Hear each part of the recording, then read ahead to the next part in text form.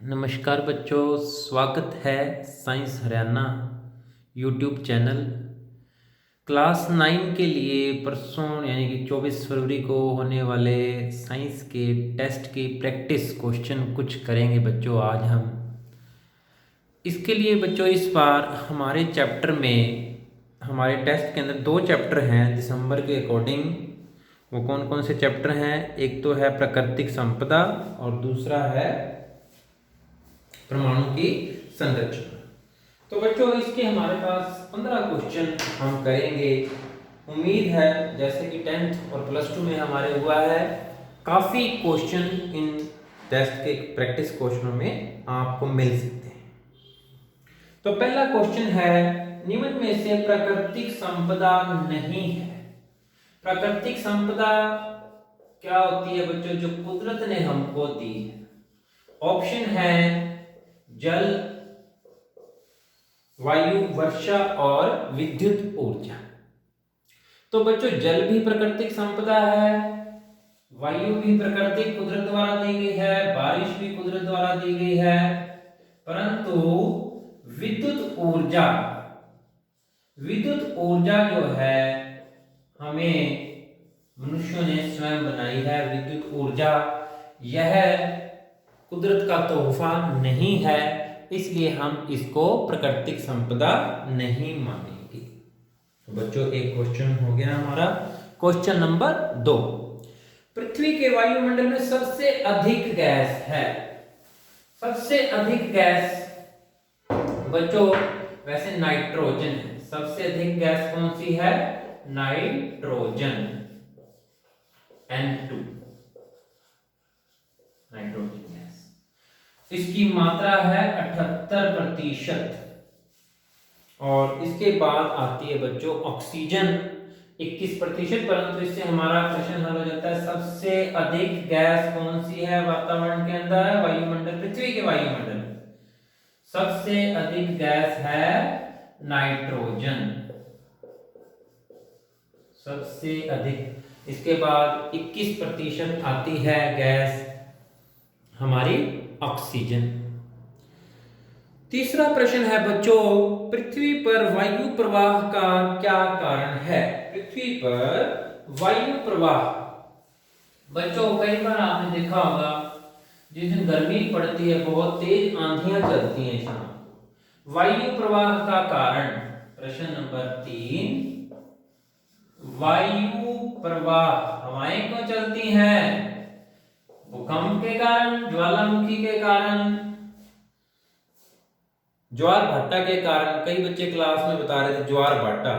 बच्चों होता क्या है, पृथ्वी का जो हिस्सा सूरज के संपर्क सामने होता है, वहां की गैसें गर्म होकर ऊपर उठती है और ठंडे क्षेत्रों की हवाएं उसका स्थान घेरने के लिए वहां आ जाती है।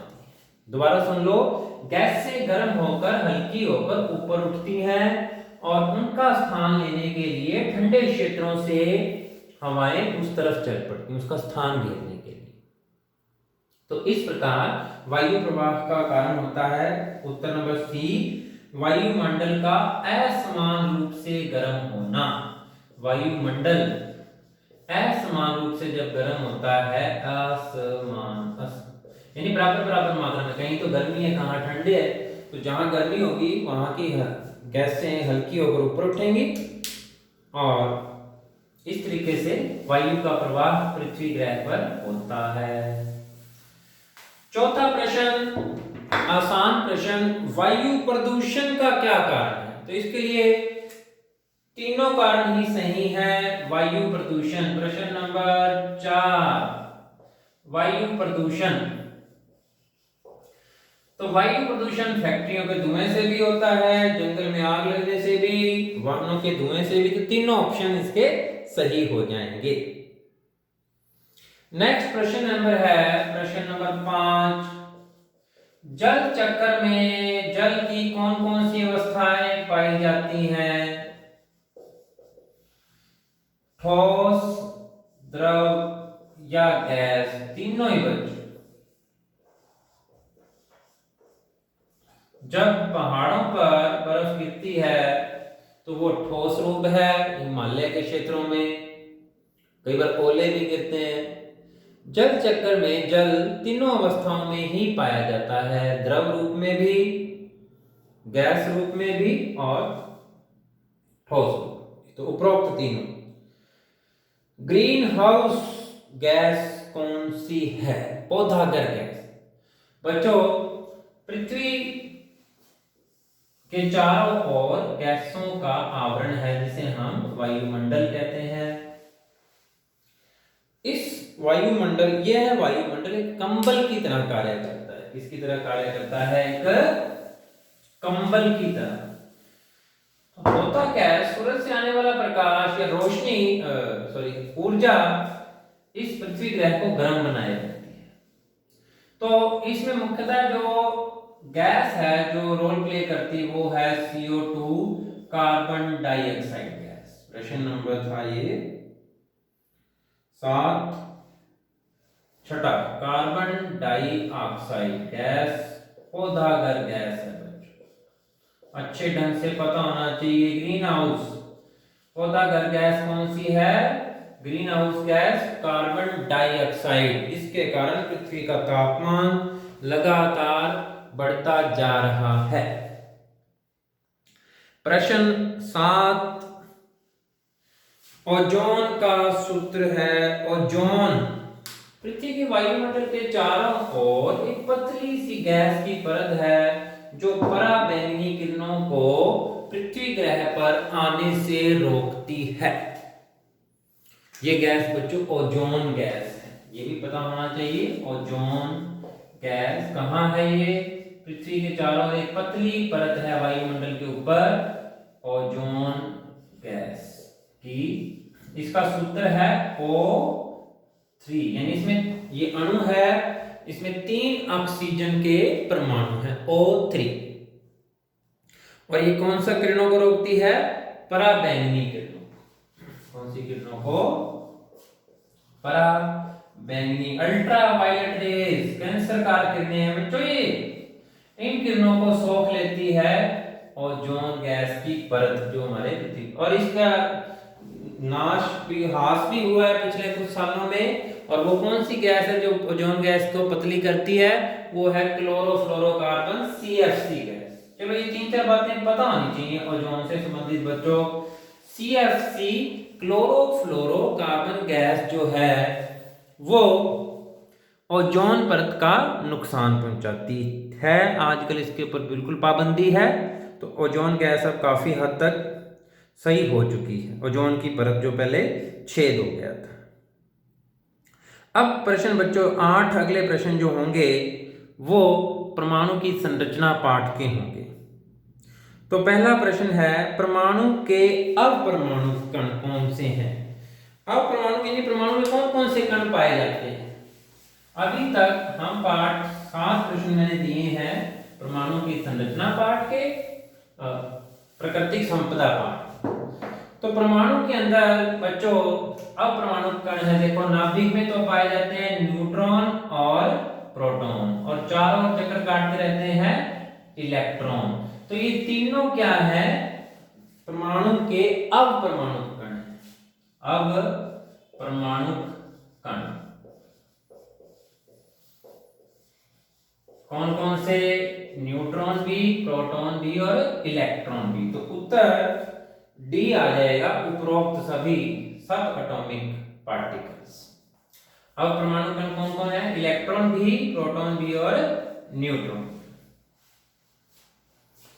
ऐसे परमाणु जिनकी परमाणु संख्या समान है और द्रव्यमान संख्या अलग अलग है। प्रश्न नंबर 9 चल पड़ा है। तो बच्चों कार्बन 12 और कार्बन 14 ध्यान से देखें। ऐसे परमाणु जिनकी परमाणु संख्या समान हो, द्रव्यमान संख्या अलग अलग हो, क्या कहलाते हैं? समस्थानिक। क्या कहलाते हैं? समस्थानिक, आइसोटोप्स। इंग्लिश में तो कहेंगे हम आइसोटोप्स। तो बच्चों आइसोटोप से रिलेटेड प्रश्न मेरी तरफ से इंपॉर्टेंट क्वेश्चन है, किसी भी रूप में आ सकता है। वो उदाहरण के रूप में वो प्रोटॉन पूछ सकता है, नंबर ऑफ न्यूट्रॉन पूछ सकता है। तो मेरी तरफ से इस तरह के प्रश्नों की तैयारी जरूर करें।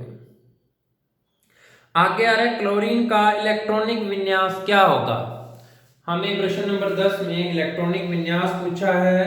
हमारे पास हमको दे रखी है इसकी परमाणु संख्या, यानी इसके अंदर नंबर ऑफ इलेक्ट्रॉन्स कितने हैं। प्रश्न नंबर 10, क्लोरीन का इलेक्ट्रॉनिक विन्यास, परमाणु संख्या इसकी है 17। तो पहले छल्ले में 2, दूसरे में 8, तीसरे में 7। तो 2 जमा 8 10, दूसरे कक्ष में 8 ही आ सकते हैं ज्यादा से ज्यादा। पहले कक्ष में कितने आ सकते हैं 2, दूसरे कक्ष में 8 और तीसरे कक्ष में वैसे 18 या 8 आते हैं, लेकिन यहाँ हमारे पास बचे ही 7 हैं, तो 7 इलेक्ट्रॉन आ जाए। बच्चों करके देखना, मेरी तरफ से सोडियम का इलेक्ट्रॉनिक विन्यास लिख के देखना, मुझसे चेक करवाना। इसकी परमाणु संख्या 11, तो करके दिखाना ये क्वेश्चन और मुझे पिक भेजना।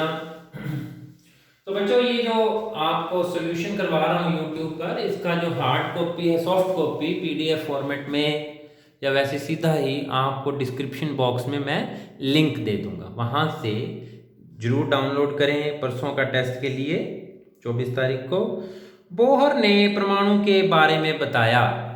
तो बोहर ने परमाणु के बारे में क्या बताया, इलेक्ट्रॉन के बारे में, नाभिक के बारे में, नाभिक के चारों ओर कक्ष के बारे में, या उपरोक्त तीनों। तो उसने बच्चों बताया था नाभिक के चारों ओर कक्ष के बारे में। बोहर से पहले रदरफोर्ड ने, बोहर ने किसके बारे में बताया बच्चों, बोहर ने के मॉडल के अनुसार नाभिक के चारों ओर इलेक्ट्रॉन अपनी मनमर्जी से नहीं, कुछ विविक्त कक्षाओं में ही घूम सकते हैं, और उन विविक्त कक्षाओं का KLMN नाम भी रखा। तो बोहर के मॉडल से हमें नाभिक के चारों ओर कक्ष के बारे में पता लगे। ये कक्ष है जहां इलेक्ट्रॉन, सिर्फ यहीं पर इलेक्ट्रॉन है जहां वो वृत्ताकार पथ में घूम सकते हैं। रदरफोर्ड ने परमाणु मॉडल में बताया, प्रश्न नंबर 11।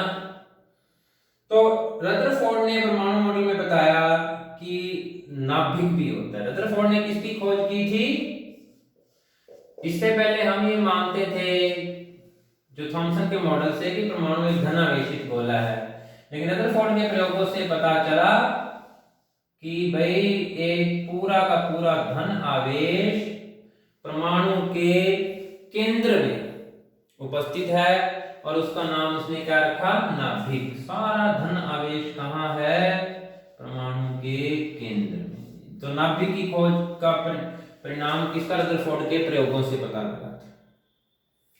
कैंसर के इलाज में कौन सा समस्थानिक उपयोग होता है। तो बच्चों ये पहले भी जो पिछला वीडियो मैंने बताया था उसमें भी कहा था, काफी इंपॉर्टेंट प्रश्न है। कैंसर के इलाज में उपयोग होता है समस्थानिक कोबाल्ट। कैंसर के लिए कौन सा समस्थानिक, कोबाल्ट का समस्थानिक, और घेंगा रोग के लिए आयोडीन का समस्थानिक, और नाभिकीय संयंत्र या नाभिकीय रिएक्टर के लिए जो होता है यूरेनियम के समस्थानिक का उपयोग किया जाता है। न्यूट्रॉन की खोज किसने की, न्यूट्रॉन की खोज की चैडविक ने। न्यूट्रॉन जिस पर कोई आवेश नहीं होता, नाभिक में पाया जाता है, न्यूट्रॉन और प्रोटॉन। तो न्यूट्रॉन की खोज किसने की, चैडविक ने। चैडविक, जेम्स चैडविक इसका पूरा नाम है। न्यूट्रॉन कितना आवेश होता है इस पर, कोई आवेश नहीं होता। न्यूट्रॉन की खोज की जेम्स चैडविक ने। उदासीन कण होता है बच्चों ये, इस पर कोई ना धन आवेश होता है ना ही ऋण आवेश होता है। एक तत्व के समस्थानिक में होते हैं समान भौतिक गुण, भिन्न रासायनिक गुण, न्यूट्रॉनों की अलग अलग संख्या, भिन्न परमाणु संख्या। तो परमाणु संख्या तो एक जैसी होती है, परंतु न्यूट्रॉनों की संख्या अलग अलग होती है। जैसे कार्बन 3 में 12 6 और कार्बन 14 6 का ही उदाहरण दूं तो इनमें प्रोटॉनों की संख्या तो एक जैसी है, परंतु न्यूट्रॉनों की संख्या अलग अलग है। कितने हैं न्यूट्रॉन ये भी सीख लो। द्रव्यमान संख्या में से परमाणु संख्या जब हम घटाते हैं तो वो हमारे पास नंबर ऑफ न्यूट्रॉन आए, इसमें 6 है और इसमें नंबर ऑफ न्यूट्रॉन कितने हैं, 14 - 6 8। तो न्यूट्रॉनों की संख्या अलग अलग होती है, तो ऑप्शन हमारा बैठ जाएगा सी। थैंक यू बच्चों, ऑल द बेस्ट आपको साइंस एग्जाम के लिए, परसों होने वाले के लिए। भगवान करे जो टॉपिक करवाए हैं उन्हीं में से आए। थैंक यू बच्चों, साइंस हरियाणा पर जुड़े रहें, लाइक करें, सब्सक्राइब करें।